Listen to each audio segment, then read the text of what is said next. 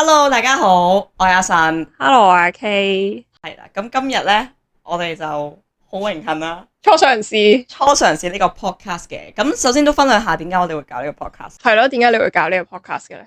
其實我發現到啦，因為我哋本身都係一啲對心理學好有興趣嘅人啦，即係我自己都輔導背景啦，咁你又好着重去發身心靈係啦，係啊身心靈嘅一啲嘅探索啦。咁所以我發現我哋其實平時嘅傾偈呢，唔知點解硬係呢就會越傾越深入。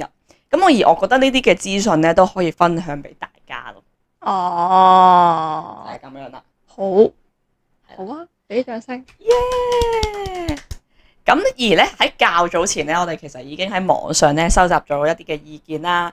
咁樣咧，當中都有啲唔少內容咧，都想我哋分享嘅。咁我哋今日就 pick 咗一個都幾成日有人討論嘅話題嘅，就係一個關於社交困難嘅一個話題。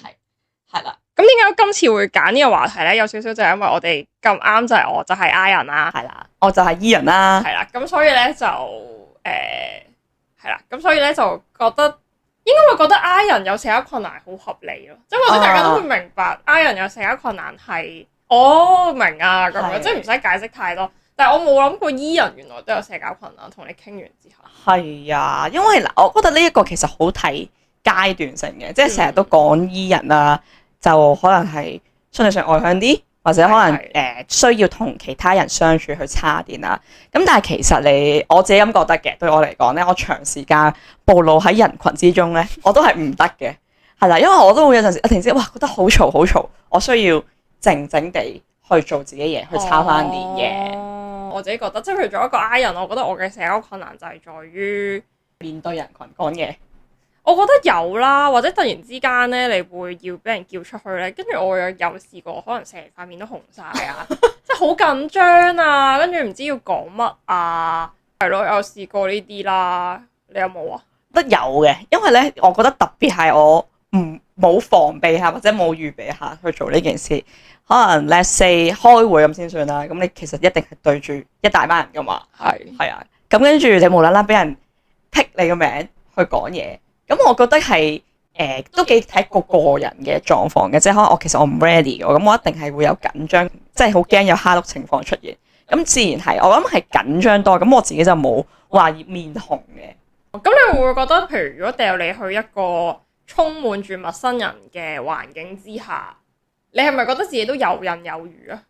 游刃有餘，如朕敢當啦。但係你話如果可能真係去例如可能我跟個朋友去佢嘅朋友嘅活動，咁全部人都唔識啦，已經我其實可以同到佢哋傾偈嘅，因為起碼有個熟嘅人喺我隔離。咁但係就算佢唔喺我隔離去咗玩，其實我覺得我都可以同佢哋傾偈。咁但係如果我要in front of 佢哋去講一個 speech 咧，我都會覺得尷尬嘅。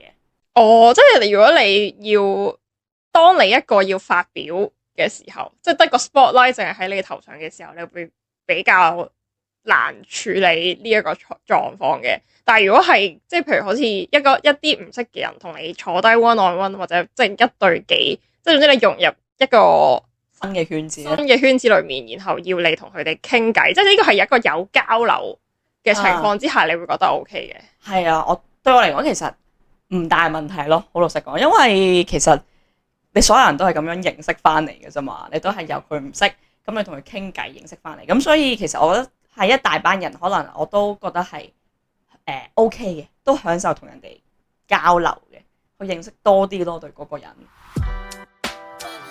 嗱，咁我哋咧有睇到一啲關於社交困難嘅 scenario 啦，首先咧就會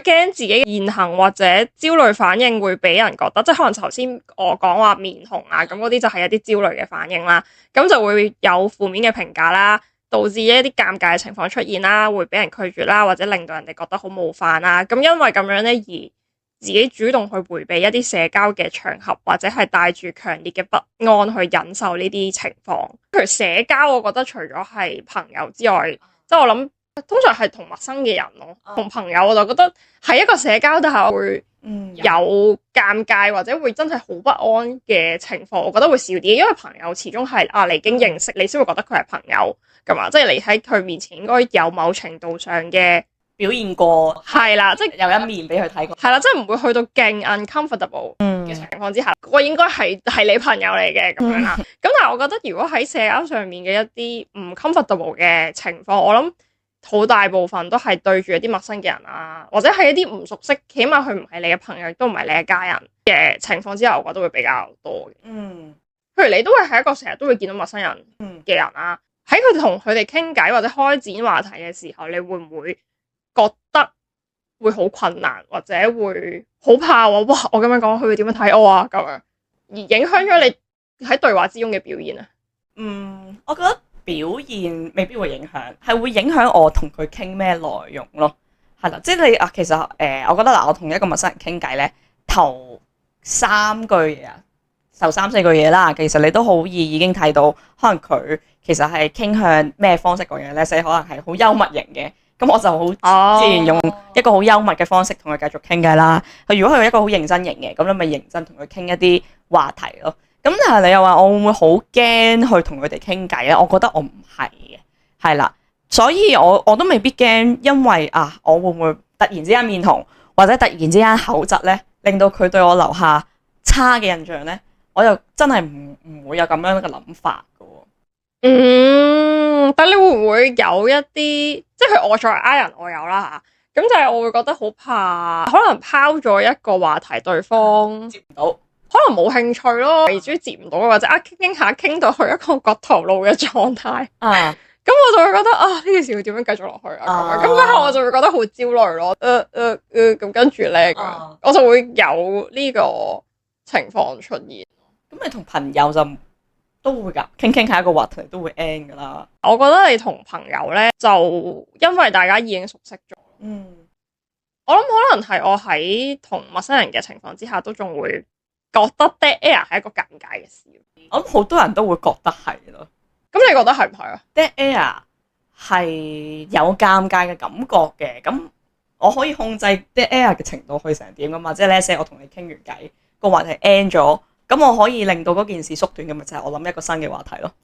咁咪嗰 dead air 其實個情況咪會少咗咯。有陣時有啲適當嘅 dead air，其實我覺得係需要嘅。可能你真係同個陌生人再傾得啲認真啲，或者可能佢要思考嘅話題，咁其實都會有 dead air 㗎。咁我自己又唔係話好驚 dead air 嘅，因為係咯，我都會處理得到呢件事。我覺得最尷尬嘅就係如果我同對方係唔熟悉啦。咁然後咧，你就會尷尬笑咯，即係可能傾到一個要中斷嘅話題，都唔係中斷，傾到一個差唔多完嘅話題咁樣啦。咁然後就，咁咪走咯。如果跟住就停咗，咁但係場面冇得俾你走啊嘛。如果我係好似你頭先所講，就進入咗一個話題啦，咁然後去到一個位咧，就你頭先就話完咗個話題唔緊要㗎，咁我咪再又俾一個新嘅話題出嚟咯，咁樣啦。咁但係喺我心裏面咧，話題未完嘅時候咧，我心裏面都會有一種我唔知焦急感定係焦慮感，就話死啦，呢個話題幾時完咧？幾時我要再拋個新嘅話題出嚟？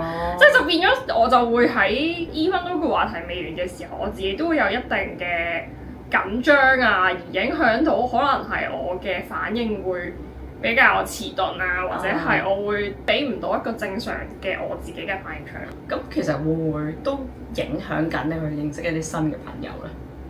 所以我唔好認識新大個呢幾年先有講話咩 E 人 I 人嗰啲㗎嘛。咁其實細個嘅時候咧，我細個嘅時候啦，畢竟我都年長你幾年，都比較係覺得外向嘅人或者係主動嘅人係加分㗎嘛。係，即係啲機會咯。係啦，即係細個嘅時候，如果你可能上堂好靜啊、唔講嘢啊嗰啲，其實你個人係冇咁出彩㗎嘛。可能啲老師唔會咁記得你啊，或者唔會咁在意你啊。咁所以細個嘅時候咧，反而我覺得我自己冇對自己嘅 self-awareness 咁高嘅情況咧，我有少少強迫咗自己去做一個主動嘅人咯。即係你會舉好多手嘅細個答老師問題。又唔會喎，但係咧我會令到老師記得我咯，唔係用因為討厭好嘅，即係唔係上堂掟火柴嗰啲啦。打邊爐上堂。我會可能主動去擔任一啲職務啊，即係做班長，或者係啦。啲。我覺得係去到最近幾年咧，有一個好大嘅轉變，就係我真係開始覺得攰。我依家有少少直情係迴避咗呢一啲會出現嘅場合。係，我都會遇到一啲可能未必大家咁夾啦，或者未必想溝通嘅人，咁咪轉下一個。咁但係呢一樣嘢又冇好影響到我去認識新嘅人，或者可能再去揾一啲我覺得啱 vibe 嘅人。但我反而可能係咪你呢樣嘢會令到你不如直接唔好去啦嗰啲社交？我覺得隨緣咯，要認識到一啲啱傾或者點樣嘅人咧，我唔會特別好用力去揾咯，我會覺得隨緣咯。即係總之時間安排到我哋可能 let's say 喺同一個朋友嘅可能 gathering 上面，然後會見到咁會傾到嘅，咁咪傾咯咁咯。咁但係我又唔會特別會覺得要認識好多人。我都有朋友會搞一啲咧，就係我邀請你，但係你唔識我其他朋友嘅，咁我邀請其他人，而嗰個人亦都唔識其他人嘅。正常可能20-30個人嘅話咧，你會唔會去呢度傾下，去嗰度傾下？即係佢睇情況。咁我去得都係因為我有識嘅人啊嘛。咁如果佢帶埋我一齊去，其實我覺得 OK 嘅。就算我唔講嘢，咁我咪聽佢哋講嘢咯。即係除非啊，真係可能。散發住個 vibe 就係、我都覺得係喺呢度好攰，或者可能覺得未必咁舒服嘅話，咁我咪會自己迴避下咯。本身我對於呢一啲活動咧，我係唔抗拒嘅。我自己覺得好多時都係來自於恐懼人哋點樣睇我咯，即係我好驚人哋一啲陌生嘅人點樣去睇我啊，或者係我做咗呢樣嘢之後會唔會觸發一啲奇異嘅目光？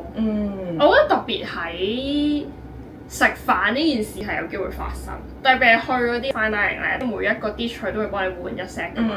咁或者佢嚟到嘅時候咧，佢就會可能呢度可能2個刀2個叉，或者呢度2個刀3個叉，然後有隻湯羹咁樣嗰啲啦。我就冇特別去研究呢啲餐桌禮儀嘅。咁但係我識啲朋友咧，就本身就知道呢個 game 點樣玩嘅咧。咁一開始咧，我自己會有啲 uncomfortable 嘅。我覺得問咗好樣衰咯，即係我喂，其實咧用邊個先㗎？咁我就覺得好似有啲樣衰啦。然後我又諗哇，咁如果咧我攞錯咗啦，原來係要呢一個 dish 咧係要用最出面嗰個嘅，咁我就順手攞咗最入面嗰個，咁咧會好尷尬咯件事。咁可能餐廳啲人會唔會又覺得我係白痴咧？即係會唔會覺得？哇！呢條即係好多評價，係啦，心裏面咧就會有好多哇死啦！即係我可能焦慮嘅嘢，一舉一動都會覺得好唔自在啊，會覺得我咁樣人哋會點樣睇我啊咁樣。上次我哋食飯都係㗎，我同你同即係另一個朋友去食啦，間餐廳都唔平啦。咁我哋兩個都最後用手食㗎，即係個雞髀係我哋兩個都係用手㗎嘛。咁我都會覺得咁咪咁咯。依家我就覺得。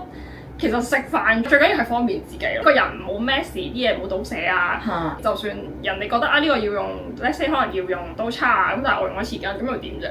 最緊要自己舒服咯。呢一個其實都幾關你頭先講嘅一樣嘢，就係好驚人哋點樣睇自己，好普遍啦。我覺得呢樣嘢，即係例如對自我價值呢一樣嘢係點樣睇咧？我諗可能未必係做一啲好奇怪嘅事。但係都會好驚自己係咪異類，自然有其他人嘅評價。咁我諗嗰個係好關乎到你係好積極啊，要 handle 其他人嘅評價，對你係造成一個自我價值啊，定係其實你本身都覺得我對自己個自我價值都係 OK 嘅。咁其實你唔需要受到呢一啲嘅評價去影響到你。我覺得係人越大咧，我自己嚟講啦，就可能都會聽到啲朋友講，就係會越驚做錯，或者越驚人哋點樣睇自己咯，對自己有啲評價。咁但係你頭先講一樣嘢，我就覺得係好好嘅就係，其實都係將焦點擺翻喺落自己度咯。即係 let's say 其實就算我真係做錯咗嗰件事，或者嗰件事係真係唔係出嚟俾人笑啦，係啦，唔係特別係好完美嘅一件事，咁又點樣咧？係啦，即係我覺得呢一個嘅諗法係幾去令到你可能會克服到件事咯。which is 你話會唔會？係咪對你嚟講克服到？咁我覺得係，起碼幫到你唔使係咯，唔使話再理其他人咁多或者點樣睇你咯。我覺得係我家姐又俾咗個都幾好嘅 advice。係啦，諗翻我覺得以前你都幾白痴。即係其實我好介意一啲唔會再見嘅交友人點樣睇咯。即係可能我去到鋪頭又好，餐廳又好啦，我會唔夠膽去問呢樣嘢有冇貨啊，或者呢個係點樣用啊，即係呢啲咯。咁然後咧，我家姐佢就話：其實你咁介意做乜啫？你一世人唔會再見到佢第二次嘅咯。咁叮一聲。係啊，跟住我就覺得哇，好似又係喎咁樣咯。嗱，我其實成日聽就係咧，最驚係做啲咩咧？最驚係搭小巴嗌落車。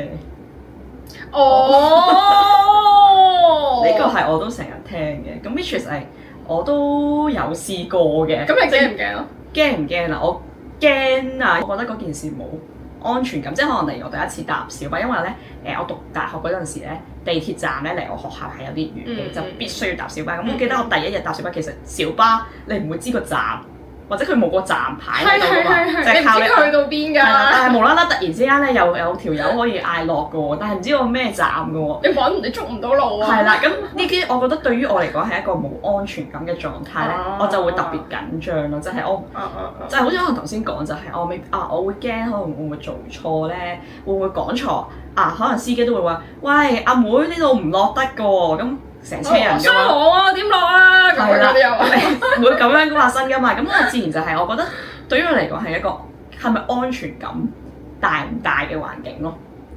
哦，同埋情況咯。我甚至係有聽過，因為唔想嗌落車而唔搭小巴咯。Exactly，或者搭到去總站，我都有聽過啊。係啊，為咗逃避，即係其實佢唔係要去總站嘅。係啊，咁咪就係咁，我唔使嗌啊嘛。咁可能離總站可能一段距離啦，5至10分鐘嘅路程，咁咪索性唔嗌咯，因為我都嗌唔出口，我又唔知嗰個位可唔可以落到車，咁咪索性唔嗌咯。哦，咁好笑！我第一次聽喎，我有知道啲人係索性逃避搭咯，但係我唔知道啲人係會話啊，咁我索性坐到總站咁樣。喂，我都會嘅，我都會有試過就係即係我唔搭咯小巴，咪搭其他，係啊，咪用其他代替咯。係。咁但係其實我又唔知點解某程度，我諗都係習慣成自然嘅，就係你搭下咧，其實你又真係突然之間夠膽去做嗰件事，咁你夠膽做咗嗰件事咧，你之後其實係真係。其實佢會覺得冇乜嘢咯。我突破嘅位就係算唔算逼自己咧，即係令自己係有起多少少，行多少少，咁啊試咗啦，試咗原來冇乜嘢，唔會死嘅。咁就繼續㗎啦件事。哦，同埋我覺得好多時，如果喺呢啲位覺得好驚做錯，特別係對住啲陌生人咧，我有一個。除咗用我家姐頭先，我覺得幾好嘅。你諗下，你世人咧你唔會再見到佢，佢都未必會再見到你，或者佢見到你嘅時候都唔會認得你。我覺得呢個係一個幾好，大家可以 bear in mind。咁第二咧就係咁錯咗咁又點？就算我嗌咗啦，咁佢同我講，即係用翻你個例子啊，佢真係同我講，即係 worst case 咁，佢鬧我又好，或者佢講喂呢度唔落得㗎喎，你唔識㗎，第一次搭咩咁樣，即係 let's say 講呢啲啦。咁又點咧？咁咪唔落咯。咁就算都係嗰句，就係嗰車人覺得你瘀咗啦，即係覺得你傻豬啦。其實嗰車人下次唔會記得你㗎啦嘛。如果咁樣諗嘅話，都幾幫到我去 overcome 呢啲情況。就係咁又點啫咁？係啊，衰咗核突咗瘀咗咁又點啫？係啊，我覺得而家可能做嘢或者可能都係呢啲事上面咧，我都係用呢個諗法去令自己克服一啲嘢，就係你咪試下真係諗嗰個結果係會點樣？最差可以點？係咯，咁最差可以點？其實你接受到咪 OK 咯，或者其實個結果都未必係你諗到咁差，即係起碼我就嗌錯咗落車，我唔會死噶嘛。係啦，整得佢唔俾落啫，或者壞兩句。係啦，或者可能聽到側邊有啲人偷笑啫。係啦，咁樣啫，係啦。咁其實過咗呢10分鐘嘅車程係嘅，有機會可能你會難堪啲嘅。咁但係過完之後又冇人，即係好似你咁講咯，其實冇人會再記得呢件事發生。我哋成日都好回想起呢一啲情況，不停自己喺度 loop 翻。我都有試過嘅，就係你會夜晚不停諗翻，死啦！如果我嗰一下唔敢做，我咪唔會咁咯呢件事，咁令到自己係不停，其實都幾內耗咯，我覺得。係啊，我覺得有時反而你會覺得人哋記住咗，其實人哋已經唔記得咗，記住咗嗰個係我哋自己咯，即係我哋自己不停咁喺度再諗翻，好似。就將呢一個尷尬，嗰個尷尬可能只係尷尬咗唔知5秒、10秒咁樣，咁但係因為佢不停喺我哋嘅腦海裏面重複又重複咧，咁可能就令我哋尷尬咗1個星期咯。就係為咗嗰件5秒嘅事，或者我哋就係講咗一句説話，都幾影響心情嘅，我覺得呢件事。頭先咧就講咗一啲關於我哋點樣面對一啲陌生人啦，即係一啲再也不會相見嘅人類。如果我哋喺呢個社交上面遇到困難要點樣克服啦？咁我諗應該都有啲 insight 可以俾到大家啦。咁如果係面對一啲相熟嘅人咧，你會面對一啲相熟嘅人，而都擔心我講啲嘢，佢哋會對我有啲咩睇法咁樣咧？我覺得係都會嘅，但係我覺得個擔心冇咁大，因為我諗好似頭咁講咧，其實你對熟嘅人，某程度上佢對你係有方面嘅認識㗎嘛，暗差都好，佢接納程度會大啲。咁反而其實我喺一啲真係已經熟悉咗嘅人，我係 OK 嘅，去表露到一啲蝦碌啲啊，我唔需要喺好熟嘅人面前塑造一個好完美嘅人設㗎嘛。我覺得塑造完美人設都係有少少令到社交方面會出現困難。我希望我喺別人心目中係一個完美嘅人，呢個我都覺得幾影響。咁你有冇試過有啲情況係覺得認識嘅朋友中間你可能講過啲嘢，而令到場面變得難堪，或者係畫風急轉直下？你有冇試過？可能講完一句嘢，你可能覺得好好笑，咁但係咁樣先算啦。咁樣跟住你會突然靜咗㗎嘛？如果喺呢啲尷尬情況，咁你就會望下側邊嘅人點樣諗。因為嗱，好嘅地方就係你呢班係熟嘅人，你會知道你再講啲咩又好，或者可能講其他話題，其實佢哋 OK 會繼續同你接落去，佢唔會因為你講出一句嘢，係啦就唔同你做朋友噶嘛。其實又係都係翻返嗰樣嘢，就係其實我就算講錯咗，咁又點樣啦？咁第二樣嘢其實熟嘅朋友，佢哋對你嘅信任度啊，或者對你熟悉度都有喺度嘅話，唔會因為你講一句嘢而令到你哋嘅關係破裂嘅。咁如果係一啲冇咁熟嘅朋友咧？即係半生熟嘅朋友，係半生熟嘅朋友。講嘢之前你都會有預備，或者你會小心啲咯，so call。但係你唔會話啊，我要塑造啲咩嘅，而係有啲可能真係玩笑，你就未必係同佢哋開咯。咁咪可能傾一啲，其實我覺得日常生活嘅傾偈其實冇問題㗎。即係呢啲好難會踩到人哋條尾㗎嘛。哦，即係如果係因為唔知傾咩或者傾咩話題，會唔會引致尷尬呢啲？我覺得其實係可以逐步去試嘅，因為我自己都係用呢個方式。除咗係大家熟嘅程度之外咧，其實對方當刻嘅狀態都好影響究竟傾咩話題啱，傾咩話題唔啱。有時上次傾呢個話題其實冇問題嘅，上次同佢傾溝仔，咁其實佢冇問題嘅。咁但係可能因為最近溝仔嘅情路不順咁樣，今次見面你問佢話，喂，最近溝仔溝成點啊？咁可能佢會鬧你，或者話哎呀發脾氣，係啦，佢會發脾氣，或者佢會話喂，點解你會問啲咁嘅嘢㗎？即係我覺得其實都唔出奇咯。當刻如果出現一啲尷尬嘅情況，其實唔一定係我哋講出咗啲咩，或者唔一定係我哋嘅態度或者係講嘅嘢而令到對方感到 offend 係啦 offended 啊，或者係覺得好 irritated 啊，即係刺激到佢啊。而有時可能係對方自己嘅狀態都會影響到佢點樣去 respond to you 咯。我成日都覺得嘅，可能我哋做咗一件事，可能個結果未必如我哋理所想啦，或者可能個結果真係冇咁好嘅時候，好容易就歸咎咗係自己嘅錯，就會不停喺度 loop 啦，或者不停諗翻起，或者可能就會覺得自己做錯咗，要去做補救啲乜嘢咯，係啦。咁所以其實我覺得有陣時係有機會就真係未必關自己事。可能其實真係好睇天時地利人和啦。係啊。嗰日佢心情唔好，咁自然都衰㗎啦。你就算讚佢好靚，佢都會覺得你做咩串佢啦。係啦，咁樣啦。係咪將所有嘅嘢都要好關自己事咧？自己攞個責任咧？咁我呢樣嘢都係好需要去諗下嘅，就係反而可能其實放低呢一方面嘅諗法，會令到你感到輕鬆啲咯。即係下下可能我都會好驚同呢個人相處，我會唔會得罪佢？為一個出發點咧，咁可能真係墨菲定律啊嘛，就係你越覺得會出錯嘅嘢，就真係會出錯。所以我覺得係我自己對社交嚟講，我都係用一個放輕鬆嘅狀態去做嘅，即係 relax。有啲人可能真係唔會再見嘅，咁唔會再見咯。咁如果有啲人你覺得係要 keep到 contact，你自然都會知道嗰條線點樣拿捏噶嘛。頭先你話因為可能係太 focus on 自己度，而令到個焦慮感或者個緊張感增大咗啦咁樣。我之前有聽過個説話咧，都覺得幾幫到我自己嘅。如果我做 presentation 啊，或者我要同一個唔識嘅人可能要講一堆嘢嘅時候咧，嗰句説話咧就係當你一直都擔心緊或者介意緊，對方會俾啲咩反應？即係通常我哋係咁樣噶嘛，就死啦！佢接唔到喎，係啦，佢唔講嘢喎，咁係咪真係嬲咗咧？佢唔講嘢喎，係咪即係係咪即係我講錯嘢咧咁樣？即係我哋成日都會一路講一路就會金睛火眼咁望住佢，究竟佢咩依家係咩面色咧咁樣？與其你不停咁喺度留意緊對方俾啲咩反應你，咁不如你好好咁樣將你依家即係你 focus 翻落自己度，就係、是、我依家講緊嘢係咪真係能夠 deliver 我心裏面諗嘅嘢咯？我講緊嘢係咪真係我想講嘅嘢咧？係咪真係表達到我想要嘅 message 咧？我覺得當我每次講下，我覺得自己已經開始有多少語無倫次嘅時候，我就會諗翻呢句説話咯。明。咁我就會翻返嚟諗翻嘅話，咁其實即係我依家嘅嘢係咪我想講嘅嘢咧？係咪我表達緊我真正想表達嘅意思咧？嘅時候，我都真係會感受到我自己嗰個緊張感係會放鬆好多。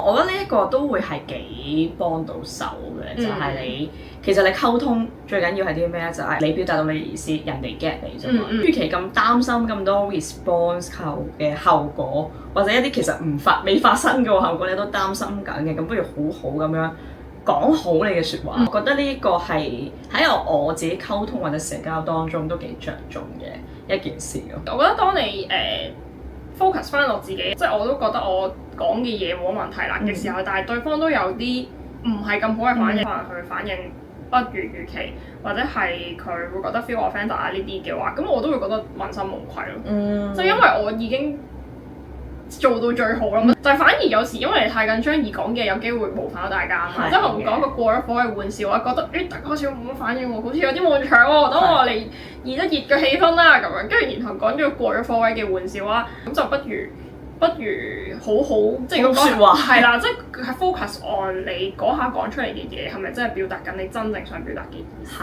我覺得呢樣嘢反而係對我嚟講會冇咁緊張之外，我覺得都真係令到我可以問心無愧咁樣。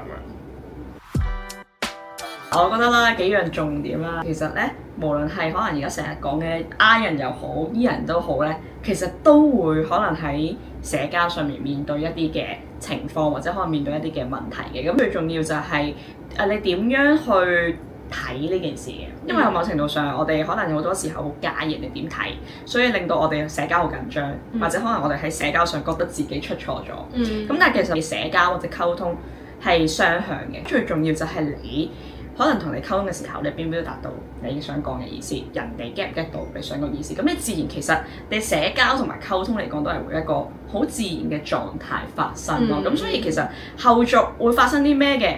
咁就後續先算啦。就算真係發生啲咩，咁又如何咧？係啊，嗰個人可能你永世都唔會見，你記住呢句説話。係，冇錯。好，咁我哋下次再傾下個話題。好啦，拜拜。